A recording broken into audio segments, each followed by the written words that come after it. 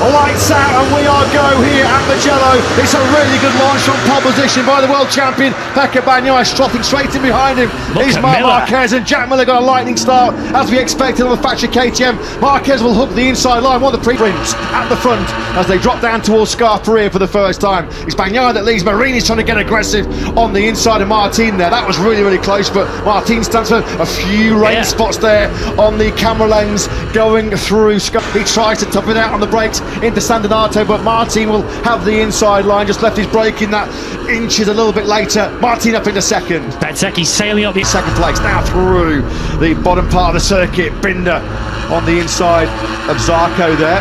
Outside our commentary box window, the white flags are waving, so they can now, confirmation on your screens, riders are now permitted to change motorcycles in these conditions with the spots of rain on his visor. Van Bagnaia, Martin crosses line at the end of lap 2, and he's 0.3 of a second clear, but Miller, the fastest rider on track, and Quartararo further back also there as the spots of rain fall. No spots of rain here as they come through Casanova and Savelli as Bagnaia tries to regroup, but he's got Marc Marquez right on his rear wheel, much like he did in qualifying this morning. Looks like the rain's at its worst around sort of Scarperia, turn 10, then through Quartararo going down to Correntallo. He has to be careful he doesn't get another long lap penalty for doing that, because he really did ease Quartararo out of the way, and that's being polite with what happened there. But look how close it is as they bunch up. It's a Ducati 1, 2, 3, 4 as they come onto the start-finish straight. We're riding on board. There's the sun now shining again. There's a bit of sun poking through the heavy cloud cover. Now they'll come towards Scarperia again. This is where the riders are at their most tentative. You can see Bagnaia, his Ducati snaking left and right down into that second gear corner on the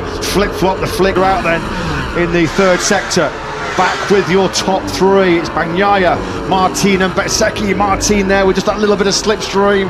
He 1.6 seconds covering the top 9. They're going to be your point scoring finish as it stands right now. In terms of the Live Championship, going into tomorrow's 23-lap Italian Grand Prix, it will be Pecco Bagnaia eking out his lead in the series by another 3. Last time around, 2 seconds still covered our top 10 riders. Just for reference, starts to bucket it down. At the moment though, thankfully, it's staying dry and keeping his powder dry at the front of this sprint is world champion Pecco Bagnaia. Yeah, looking further back then, Martin is third just behind this pair. Then Zarco, recovering of course from that incident at the Tapex to attack hard into Biondetti 1 and 2. He's had a good look here for 2 or 3 laps behind Bagnaia, just calculating where his fellow Italian's weaknesses and strengths are on that latest spec GP23. Well, what we saw in qualifying this morning when it was Marc in 7th place, over the line to start this lap 7, he was 1.4 seconds behind sprint leader Bagnaia, who, as Lewis mentioned, was just slightly slower on that previous circuit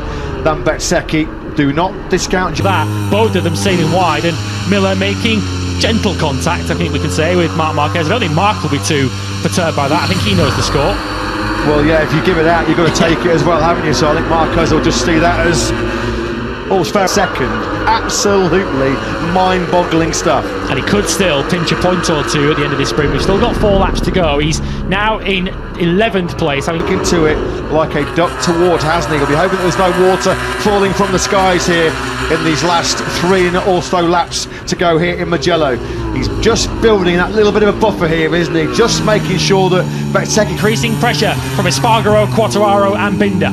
Yeah, no surprise the beast has slipped back into the 147s. He said throughout this weekend he can... Slightly hard to come by since that podium at the only round of the season in Portimao. What's happening with the gap between the leaders on this lap? It's pretty much holding steady at where it was at the start of the lap, around 0.3 of a second, and we know that Bagnaia is able to get good drive out of that. Done, isn't it? Bagnaia then drops down through Casanova and Savelli on this lap number 10.